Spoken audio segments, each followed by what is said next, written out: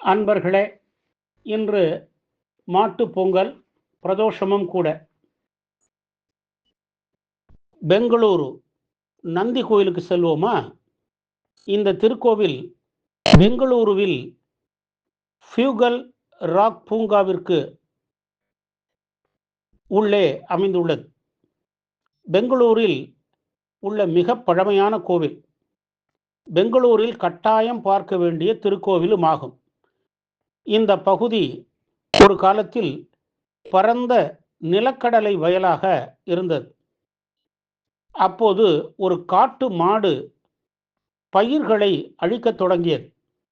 அந்த பகுதி விவசாயிகள் அதனை தடுக்க முற்பட்டார்கள். இதனால் அங்கு சண்டை ஏற்பட்டது. அப்போது ஒரு விவசாயி ஒரு குச்சியால் காளையின் தலையை அடித்திட அந்த காளை உடனடியாக ஒரு சிலையாக மாறியது. அது ஒவ்வொரு நாளும் வளர்ந்து கொண்டே இருந்தது. இதனால் பயந்து போன விவசாயிகள் சிவபெருமானிடம் பிரார்த்தனை செய்து வேண்டினார்கள்.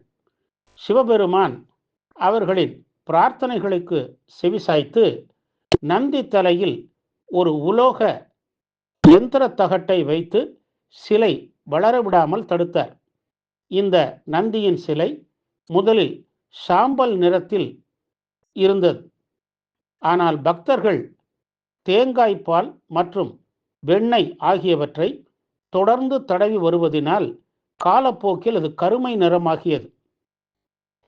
கோவிலில் உள்ள கல்வெட்டின்படி பெங்களூருவின் மேற்கு பகுதிக்கு பாயும் ரிஷபாவதி நதி இந்த நந்தி சிலைக்கு கீழே உள்ள ஒரு நீர் ஊற்றில் உற்பத்தியாகிறது. விஜயநகர பேரரசின் காலத்திலிருந்து இந்த கோவில் புகழ்பெற்று வளர்ந்துள்ளது. பெங்களூருவை நிறுவிய நட பிரபு ஹிரியா கெம்பே கவுடா எனப்படும் கெம்பே கவுடா என்பவரினால் 1537ஆம் ஆண்டு கட்டப்பட்டது. நந்தி வழிபாட்டிற்காகவே இந்த கோவில் அர்ப்பணிக்கப்பட்டது. எனவே இது காளை கோவில், நந்தி கோவில் என அழைக்கப்படுகிறது. கன்னடத்திலே காளையை பசவா என்பர். எனவே இந்த கோவிலை தொட்ட பசவன குடி என அழைக்கின்றனர். அதாவது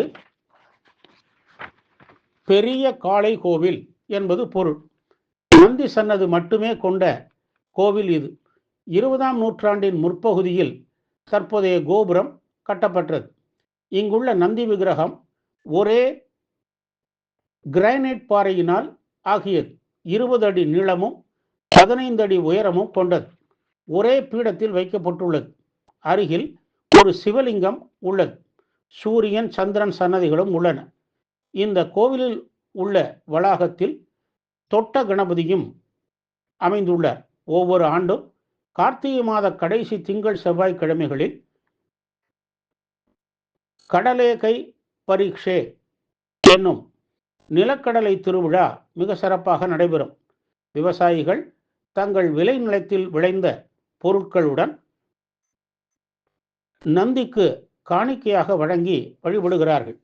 வளமையான வாழ்விற்கும் நல்ல விளைச்சல் வேண்டியும் மக்கள் நந்தியை வழிபட்டு வேண்டுகிறார்கள். நாமும் இந்த மாட்டுப் பொங்கல் நாளில் பெங்களூரு பசவன்குடி ஸ்ரீ நந்தி பகவானை வழிபட்டு நல்லருள் பெறுவோமாக.